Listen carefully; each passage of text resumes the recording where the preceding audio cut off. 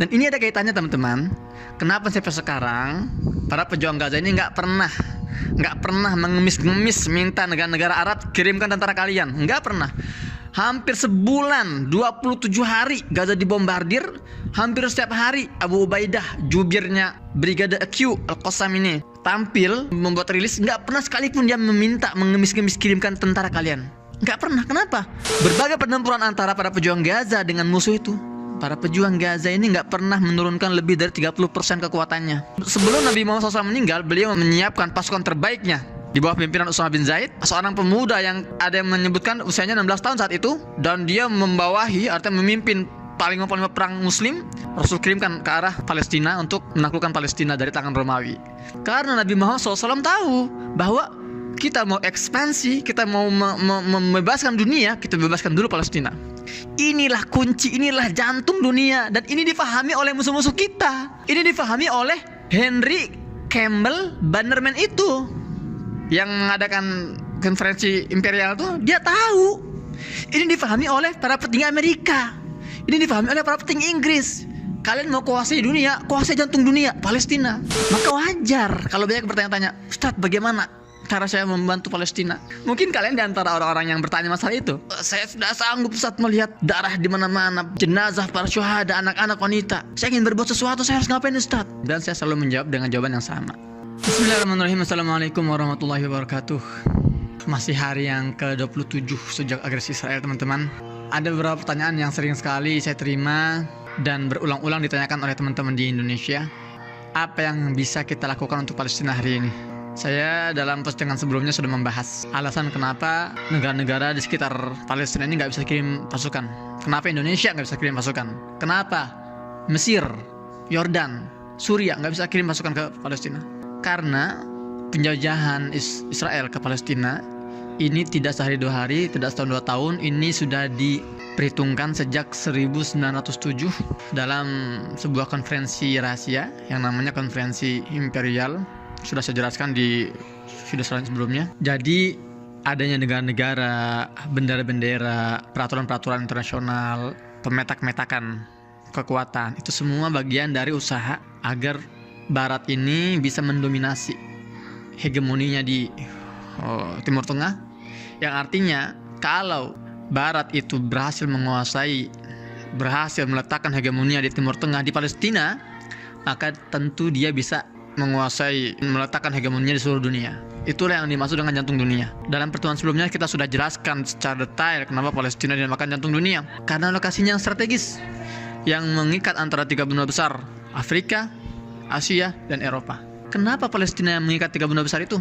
Kenapa Palestina menjadi negara yang paling strategis? Itulah sunnatullah, itulah pemberian dari Allah. Dalam salah satu tulisannya, Profesor Dr. Abdul Fattah Al-Waisi, seorang akademisi Palestina, mengatakan bahwa 30% Al-Quran itu membicarakan tentang Palestina, membicarakan tentang para nabinya, membicarakan tentang warganya. Karena para nabi itu kan orang Palestina kan. Kita bicara Nabi Ibrahim, lahir di Irak, tinggal di Palestina. Anaknya dua-duanya, Ismail, Ishak, lahir di Palestina. Nabi Ishak punya anak lagi, Nabi Yakub, orang Palestina. Nabi Yakub yang akhirnya nama lainnya adalah Israel, hamba yang Allah cintai, Israel. Nabi Yakub punya anak lagi, Nabi Yusuf, orang Palestina. Kemudian Nabi Yusuf beranak pinak, Bani Israel, lahir Nabi Musa setelahnya. Setelah beberapa generasi, Nabi Musa ini orang Palestina, keturunan Palestina. Sampai nanti Nabi Sulaiman, Nabi Daud, Nabi Isa itu orang Palestina. Jadi kalau kita baca sejarah dalam Al-Quran, itu kita sedang membicarakan orang-orang Palestina. Jadi wajar kalau Palestina ini memang tanah yang Allah berkahi. 30% Al-Quran itu bicara tentang Palestina, tapi tidak pernah Allah menyebut kata Palestina dalam Al-Quran.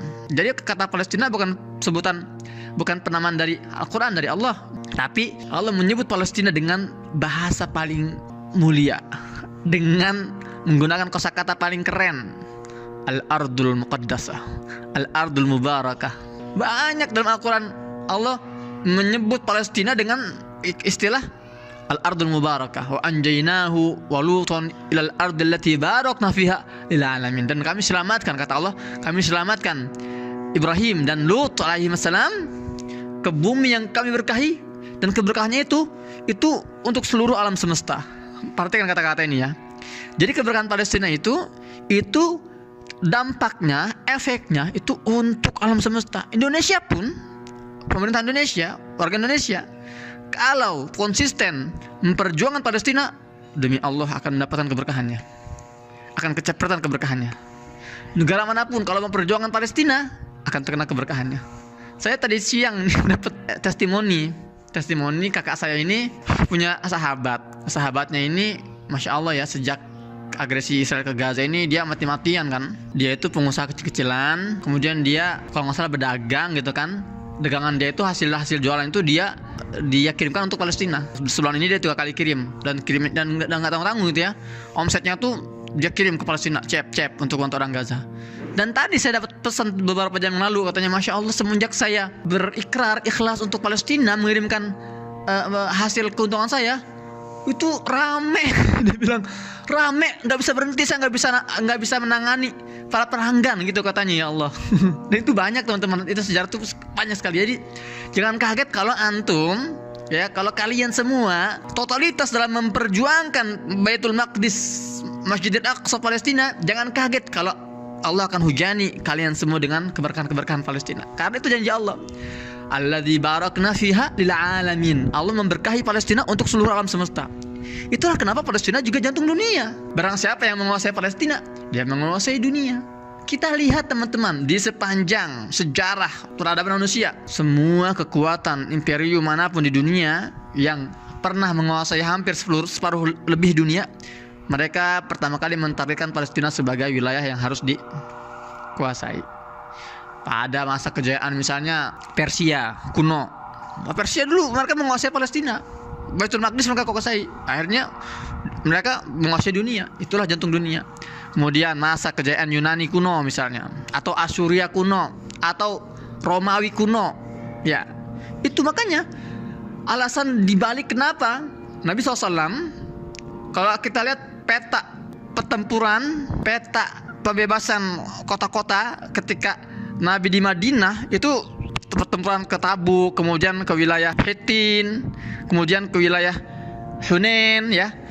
Itu semua mengarahnya ke arah Palestina. Bahkan sebelum Nabi Muhammad SAW meninggal, beliau menyiapkan pasukan terbaiknya di bawah pimpinan Usama bin Zaid, seorang pemuda yang ada yang menyebutkan usianya 16 tahun saat itu, dan dia membawahi, artinya memimpin paling perang Muslim. Rasul kirimkan ke arah Palestina untuk menaklukkan Palestina dari tangan Romawi. Karena Nabi Muhammad SAW tahu bahwa kita mau ekspansi, kita mau membebaskan dunia, kita bebaskan dulu Palestina. Inilah kunci, inilah jantung dunia, dan ini difahami oleh musuh-musuh kita. Ini difahami oleh Henry Campbell Bannerman itu yang mengadakan konferensi imperial tuh, dia tahu. Ini difahami oleh para petinggi Amerika. Ini difahami oleh para petinggi Inggris. Kalian mau kuasai dunia, kuasai jantung dunia, Palestina. Ini yang sekarang sedang diperjuangkan, ini Palestina teman-teman. Makanya Allah menyebut Palestina dengan nama paling mulia dalam surat Al-Isra. A'udzubillahi minasyaitonirrajim. Bismillahirrahmanirrahim. Subhanalladzi asra bi'abdihi laila minal masjidil harami ilal masjidil aqsa alladzi barakna haulahu. Alladzi barakna haulahu. Pertama yang surat sebelumnya al-barakna fi alamin, Allah memberkahi Palestina untuk seluruh alam. Dan dalam surat Al-Isra, tanah yang diberkahi sekitar Palestina. Itulah kenapa Palestina ini, ya suka tidak suka, dia akan selalu menjadi pusat perhatian dunia, pusat konflik dunia, karena ini adalah jantung dunia. Dan kita hari ini harus bersyukur teman-teman, karena kita hidup di masa-masa kita bisa memiliki peluang untuk memperjuangkan jantung dunia, Palestina, negeri para nabi. Masya Allah. Maka wajar kalau banyak bertanya-tanya, Ustadz bagaimana cara saya membantu Palestina? Banyak sekali kan? Mungkin kalian di antara orang-orang yang bertanya masalah itu, saya sudah sanggup Ustadz melihat darah di mana-mana, jenazah para syuhada, anak-anak, wanita. Saya ingin berbuat sesuatu, saya harus ngapain Ustadz? Saya sering banget ditanya pertanyaan ini di berbagai forum, dan saya selalu menjawab dengan jawaban yang sama. Saya menjawab bukan dengan ro'yu saya, bukan dengan opini saya. Ya oke lah, saya bisa berfilosofi, saya bisa mengelaborasi apa yang dibutuhkan, saya bisa berbicara tentang hal-hal yang ya bisa membantu Palestina, oke. Tapi saya selalu menjawab pertanyaan tersebut dengan sebuah pijakan yang sesuai. Saya selalu menjawab tidak dengan jawaban saya, tapi jawaban Nabi Muhammad SAW yang pernah ditanya dengan pertanyaan serupa 14 abad yang lalu. Jadi pertanyaan yang kalian tanyakan ini, Ustadz, kita harus ngapain untuk Palestina hari ini? itu sudah pernah ditanyakan 1400 tahun yang lalu kepada Nabi Muhammad SAW. Jadi itu bukan pertanyaan baru. Makanya saya di sini hanya menjadi penyambung lidah, penyambung lisan, penyambung pesan yang pernah disampaikan oleh Nabi SAW di depan para sahabat. Saya akan sampaikan kepada kalian dalam konten kali ini. Dan ini ada kaitannya teman-teman. Kenapa sampai sekarang para pejuang Gaza ini nggak pernah mengemis-ngemis minta negara-negara Arab kirimkan tentara kalian. Nggak pernah. Hampir sebulan, 27 hari Gaza dibombardir. Hampir setiap hari Abu Ubaidah, jubirnya Brigade Q Al-Qassam ini tampil membuat rilis. Nggak pernah sekalipun dia meminta mengemis-ngemis kirimkan tentara kalian. Nggak pernah. Kenapa? Karena para pejuang Gaza hari ini tidak butuh tentara. Bukan itu yang dibutuhkan. Apa yang dibutuhkan? Senada dengan jawaban Nabi SAW 14 abad yang lalu. Jadi mohon maaf teman-teman nih, kalau ada yang terlalu semangat, Ustaz, saya mau ke Gaza, Ustaz, saya mau angkat senjata, saya mau berjihad dengan senjata. Bro, sabar bro. Ada hal yang bisa lebih vital, yang bisa lebih strategis yang bisa Anda lakukan selain angkat senjata. Karena kabar gembiranya, Gaza ini berkali-kali masuk dalam berbagai pertempuran. Tahun 2008 pertempuran Al-Furqan 22 hari. Tahun 2012 pertempuran Hijratus Sijil 8 hari. Tahun 2014 pertempuran Al-Asul Ma'kul 50 hari. 2021 pertempuran Saiful Quds 17 hari. Berbagai pertempuran antara para pejuang Gaza dengan musuh itu. Para pejuang Gaza ini nggak pernah menurunkan lebih dari 30% kekuatannya. Jadi mereka belum menurunkan 100%. Termasuk pertempuran hari ini yang sudah masuk sebulan. Ini baru berapa persen yang diturunkan. Kapan mereka menurunkan 100%? Kalau para penjajah itu berani masuk secara masif jalur darat. Disitulah mereka akan turunkan 100%. Tapi selama ini kan serangan-serangan dari udara. Dem. Para pejuang nggak mungkin kan mati konyol keluar nembakin pesawat, nggak mungkin.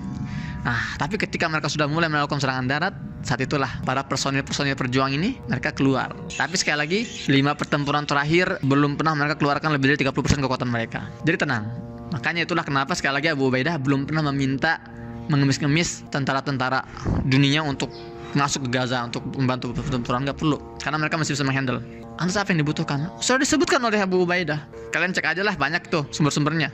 Termasuk kalian bisa masuk ke grup Telegram Gaza Media. Di situ ada tim Gaza Media yang memberitakan faktual dan aktual tentang perkembangan perjuangan di Gaza. Ini silakan bisa kalian scan barcode-nya di sini. Oke, saya akan beralih ke 14 abad yang lalu. Sepulangnya Nabi SAW dari Isra Mi'raj. Isra Mi'raj itu kan perjalanan malam hari dari Mekah ke Baitul Maqdis, ya. Dari Baitul Maqdis Rasulullah diterbangkan ke langit ke-7. Ke Sidratul Muntaha. Ada pertanyaan, apakah Allah Subhanahu wa taala tidak mampu menerbangkan Nabi Muhammad SAW malam hari itu, peristiwa Isra Mi'raj itu? Ini suara drone ini banget nih, kenceng banget nih. Tadi baru ada suara dentuman dekat banget di tempat saya berada. Tadi ada suara ambulan juga lewat. Oke. Pertanyaannya adalah, apakah Allah Ta'ala tidak mampu menerbangkan Nabi SAW dari Masjidil Haram langsung ke langit ke-7? Kenapa Allah mampirkan dulu dari Masjidil Haram ke Masjidil Aqsa dulu? Dari Masjidil Aqsa baru langsung naik ke langit ke-7 untuk mendapatkan perintah sholat 5 waktu, ya kan? Gitu pertanyaannya kan? Hikmahnya banyak, hikmahnya besar. Salah satunya adalah bahwa Allah ingin mengingatkan kepada umat Islam bahwa Palestina ini merupakan tempat terdekat dengan langit. Nah, terdekat ini nggak masih jarak ya. Artinya apa? Amalan-amalan kalian kalau mau gampang diterima masuk ke langit, harus ada kaitan dengan Masjidil Aqsa. Ini bumi jihad, ini bumi perjuangan Palestina. Itu satu di antara banyak hikmah Isra Mi'raj mampir dari Masjidil Haram ke Masjidil Aqsa dulu. Pada peristiwa Isra Mi'raj itu Nabi SAW juga bertemu dengan para nabi, pernah mengadakan KTT, konferensi tingkat tinggi dengan para nabi, sholat berjamaah dengan seluruh nabi dan rasul, bertemu Nabi Adam, Nabi Isa, Nabi Musa, Nabi Ibrahim, bertemu dengan para nabi semua. Nabi Muhammad SAW yang saat itu di Amul Huzn, di tahun kesedihan, di mana istrinya meninggal, Khadijah wafat, kemudian pamannya Abu Talib juga Allah wafatkan, sedih. Akhirnya Allah bawa ke Masjidil Aqsa, dipertemukan dengan para pendahulunya untuk disalurkan energi perjuangan, energi kenabian, energi tongkat estafet, ya, kepemimpinan. Diserahkan. Nabi Muhammad SAW pulang dari Masjidil Aqsa kembali ke Mekah, ke Masjidil Haram, terbukalah wawasannya, terinstall ulang semangatnya, baterai perjuangannya full lagi nih, full charging nih Nabi SAW nih. Makanya sejak itu Nabi SAW mulai memfokuskan perhatiannya ke Baitul Maqdis. Banyak hadis-hadis diriwayatkan oleh Nabi SAW sejak Isra Mi'raj itu tentang Baitul Maqdis. Banyak sekali tentang keutamaan Baitul Maqdis, tentang akhir zaman di Baitul Maqdis, perjuangan di Baitul Maqdis. Banyak sekali. Selalu itu beliau kalau ngobrol itu bahas itu pasti dilempar ke Baitul Maqdis. Para sahabat itu dibawa untuk apa? Untuk mencintai Baitul Maqdis Palestina. Para sahabat itu dibawa untuk mencintai, menghormati, memuliakan Baitul Maqdis. Sampai suatu hari, perhatikan, di sebuah forum Nabi sedang membahas tentang Baitul Maqdis. Seorang hamba sahaya namanya Maimunah angkat tangannya, atau Allah alam gimana, yang pasti dia interupsi. Apa kata Maimunah? Qalat, ya Nabi Allah, aftina fi Baitul Maqdis. Maimunah ini adalah hamba sahaya Nabi SAW, artinya pembantunya Nabi SAW. Kata Maimunah, seorang wanita ini, ya Rasulullah, ya Nabi Allah, berikanlah kami fatwa, instruksi tentang Baitul Maqdis. Kenapa Maimunah tiba-tiba meminta instruksi Baitul Maqdis, tentang Baitul Maqdis, tentang Palestina? Nggak mungkin tiba-tiba gitu aja kan nanya, kita minta fatwa Baitul Maqdis. Enggak, karena saat itu topik yang lagi viral, lagi trending di kalangan para sahabat di Madinah hari itu tentang Baitul Maqdis, tentang keutamaan Baitul Maqdis, tentang keberkahan Baitul Maqdis. Makanya Maimunah ini akhirnya terpanggil untuk, ya Rasulullah, kami harus ngapain? Dan saat itu Baitul Maqdis kondisinya itu masih dijajah oleh Romawi. Ada sebagian saudara mengatakan oleh Persia, tapi yang lebih kuat itu oleh Romawi. Jadi pertanyaan Maimunah ini tidak muncul tiba-tiba, tapi ini adalah semacam akumulasi kerinduan dan semangat memperjuangkan Baitul Maqdis. Makanya akhirnya keluar kata-kata ini, pertanyaan ini, ya Rasulullah, kami harus ngapain terhadap Baitul Maqdis, terhadap Palestina? Apa kata Nabi SAW? Perhatikan ya. Nabi SAW sebelum menjawab pertanyaan atau memberikan fatwa, beliau selalu mengedukasi terlebih dahulu. Apa kata Nabi? Ardul mahsyar wal mansyar. Artinya Baitul Maqdis itu adalah padang mahsyar, tempat seluruh umat manusia ini akan dikumpulkan di akhir zaman. Ya, ada dua pendapat. Ada yang mengatakan dikumpulkan sebelum hari kiamat, ada yang mengatakan setelah hari kiamat. Kalau saya lebih meyakini ya yang roji itu setelah hari kiamat. Jadi hari kiamat semua akan dimatikan, seluruh makhluk, dan akan dibangkitkan kembali dan dikumpulkan di padang mahsyar. Di mana padang mahsyar itu? Itu adalah di Baitul Maqdis, di Palestina, dalam bentuk bumi yang baru. Ya, jadi itu keutamaan Baitul Maqdis. Jadi kalian suka nggak suka, bisa nggak bisa, nanti kalau kalian sudah meninggal semuanya, kalian akan dibangkitkan semua dan akan berjalan, akan dibawa oleh Allah Ta'ala ke Baitul Maqdis, padang mahsyar ini. Itu kata Nabi, Ardul mahsyar wal mansyar. Barulah Nabi SAW mengeluarkan fatwanya. Kata dia diminta instruksi, diminta fatwanya. Apa kata Rasulullah? Ituhu fasallu fi, fa inna salatan fi ka'alfi salatin fi masiwa. Datang kalian semua ke sana. Perhatikan ya. Yang nanya kan Maimunah sendirian, tapi jawabannya itu ditujukan kepada jamak. Ituhu, itu artinya ini waw jamak nih, perintah untuk jamak. Datang kalian semua ke Baitul Maqdis, sallu fihi, dan salatlah di sana. Sebagian ulama berpendapat ini ada yang janggal nih dari perintah ini. Datang dan salatlah di sana. Gimana Rasulullah? Kita datang ke Baitul Maqdis nih, yang sedang dikuasai oleh orang-orang Romawi, dijajah oleh Romawi. Saat itu Baitul Maqdis itu hari itu zaman Nabi itu sedang dijadikan tempat pembuangan sampah dan tempat penambatan kuda, stabel kuda pasukan Romawi. Jadi memang sengaja dihinakan Baitul Maqdis itu saat itu oleh penjajah Romawi. Sama kayak hari ini kan sedang dihinakan oleh Yahudi. Nah, para ulama ketika mentafsirkan hadis ini ada yang janggal, ini gimana kok datanglah dan sholat? Nggak mungkin kita datang ke sana terus tiba-tiba sholat, nggak mungkin kan? Nah, makanya mereka berpendapat bahwa ini ada memang pertanyaan yang disembunyikan untuk dijadikan puzzle agar kita berpikir. Ada perintah ketiga sebetulnya di antara datanglah dan sholat itu ada perintah lain. Maksudnya apa? Datang kalian semua ke Baitul Maqdis, bebaskan Baitul Maqdis dan sholatlah di sana. Jadi 3 langkahnya. Pertama, datang ke sana, bebaskan dulu Baitul Maqdis, setelah itu sholatlah di sana. Karena barang siapa sholat di Baitul Maqdis, di Masjidil Aqsa, itu pahalanya apa? Seperti 1000 sholat di masjid biasa. Kalian 2 rakaat subuh di Baitul Maqdis itu seolah-olah sholat 2000 rakaat di Istiqlal. Pengkor tuh kaki itu, sholat 2000 rakaat. Itu keutamaannya. Tapi jelas ya kata Rasulullah apa instruksinya? Datang kalian semua ke sana ke Baitul Maqdis, bebaskan Baitul Maqdis dan sholatlah di Baitul Maqdis. Karena barang siapa sholat di sana, pahalanya apa? 1000 kali sholat di masjid biasa. Maimunah saat itu belum puas dengan jawabannya, dibuat berpikir lagi. Apa kata Maimunah? Qalat, "Wa man lam yutiq an yatahammal ila ayati." Ya Rasulullah, bagaimana kalau kita belum mampu ya Rasulullah? Jarak kita jauh loh antara Madinah dan Baitul Maqdis jauh ribuan kilo. Kami nggak punya kendaraan, kami nggak punya transportasi, dan kami nggak punya pasukan. Kami nggak punya kekuatan ya Rasulullah. Kami masih lemah hari ini. Gimana kami mau datang ke sana, bebaskan Baitul Maqdis dan sholat di sana? Gimana caranya? Sama gak kayak kita hari ini posisinya? Sama. Kalian mau gak datang ke Baitul Maqdis Palestina? Mau gak sholat sepuasnya di Baitul Maqdis? Mau kan? Bisa gak hari ini? Nggak bisa. Oke lah, ada beberapa yang datang mengunjungi Baitul Maqdis. Wah, saya bisa sholat di Baitul Maqdis, saya bisa sholat di Masjidil Aqsa. Tapi nggak ada luasa. Semua yang datang ke Baitul Maqdis itu, yang ke Masjidil Aqsa itu harus mengikuti peraturan marbot Baitul Maqdis. Itu siapa marbotnya? Israel. Nggak bisa kita enak-enaknya sholat di sana. Itu dibatasi usianya, dibatasi waktunya. Saya nggak pernah ke Masjidil Aqsa. 12 tahun saya tinggal di Gaza, nggak pernah sekalipun saya sholat di Masjidil Aqsa karena nggak bisa. Karena Masjidil Aqsa sedang ditahan oleh penjajah. Saya nggak bisa ke sana. Saya itu semua warga Gaza, 2,3 juta warga Gaza itu nggak ada yang bisa ke Masjidil Aqsa sholat di sana. Karena sedang menjadi tawanan penjajah. Makanya sama sekarang posisi kita hari ini sama dengan posisi Maimunah 14 abad yang lalu. Maka pertanyaan kita ke Nabi juga sama, ya Rasulullah. Anggap Nabi ada nih, ya hari ini, dan kita masih lemah, kita nggak bisa berbuat apa-apa. Sama pertanyaannya Rasulullah, kita harus ngapain ya Rasulullah? Kita belum punya kekuatan, kita belum punya tentara, kita belum punya transportasi, jauh jarak kami, kita terbatas, kita masih lemah. Jadi pertanyaan kalian sudah diwakili oleh Maimunah hari itu.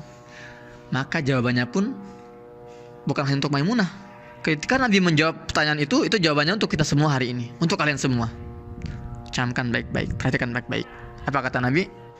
Nabi nggak nyuruh kirim pasukan, bebaskan sekarang, tentara bergerak. Enggak. Nabi juga tahu saat itu kita masih lemah. Nabi nggak sembarangan memerintahkan, oke, semuanya mumpul lagi semangat nih, ayo kita bawa panah, kita bawa pedang, datang ke Baitul Maqdis. Enggak. Apa jawabannya kata Nabi? Perhatikan. Falyuhdi ilaihi zaitan yusraju fi fa inna man ahda lahu kana kaman shalla fi. Kata Nabi, falyuhdi, kalau kalian belum mampu, belum sanggup, falyuhdi, maka kirimkanlah hadiah. Yuhdi ini fi'il mudhari'. Asal katanya ahda, madinya ahda, yuhdi ihdaan, hadiah. Kata Nabi, maka kalian kirimkanlah hadiah ke Baitul Maqdis. Falyuhdi ilaihi zaitan, kirimkanlah hadiah berupa minyak. Kenapa minyak? Karena hari itu minyak adalah komoditas termahal dan termewah saat itu. Minyak itu banyak kegunaannya, bisa untuk makanan, ya bisa untuk listrik, bukan listrik artinya lilin gitu kan, bukan lilin, apa namanya, kayak lampu semprong gitu kan pakai minyak itu untuk menerangi Baitul Maqdis, itu minyak. Nah, tapi jangan kita pahami secara literal. Oke, ntar kita, Ustaz, saya akan kirim minyak Ustaz ke Baitul Maqdis. Jangan juga.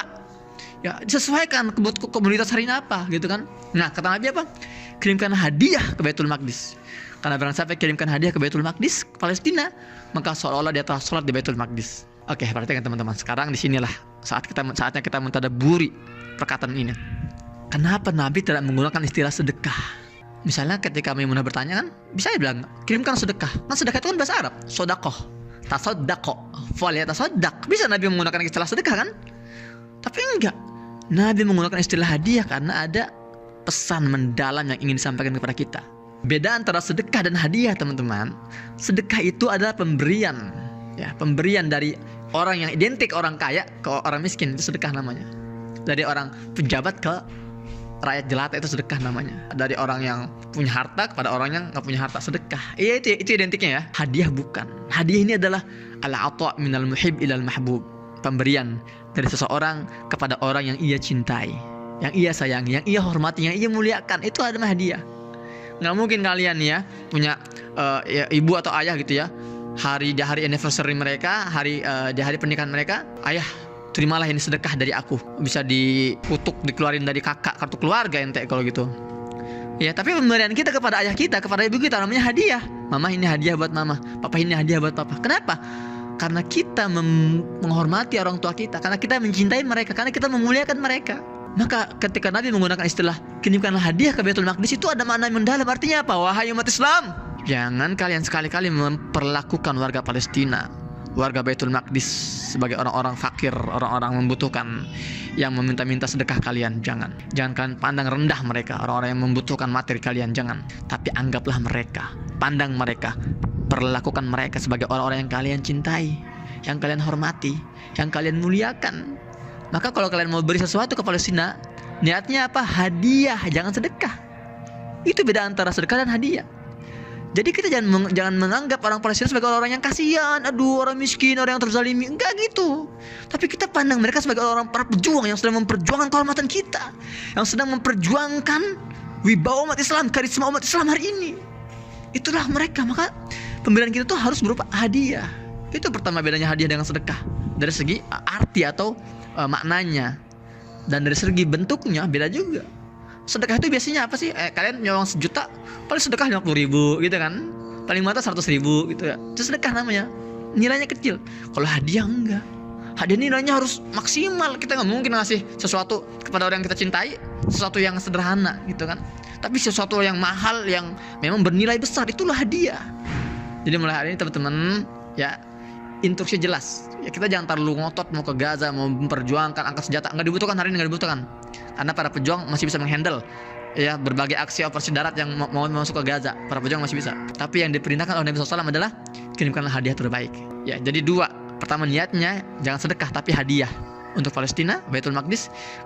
Setelah niatnya sudah diluruskan, nilainya pun harus diluruskan. Bismillah, saat mulai hari ini setiap bulan saya akan sisihkan 30% pemasukan saya untuk Baitul Maqdis. Keren banget itu untuk Palestina. Jangan kaget kalau antum berani punya mental seperti itu. Jangan kaget kalau antum akan dihujani keberkahan setiap harinya. Nah, seperti itu teman-teman ya. Semoga bermanfaat. Sudah kepanjangan saya ngomong. Sampai jumpa di konten selanjutnya bersama saya Muhammad Hussein di Jalur Gaza.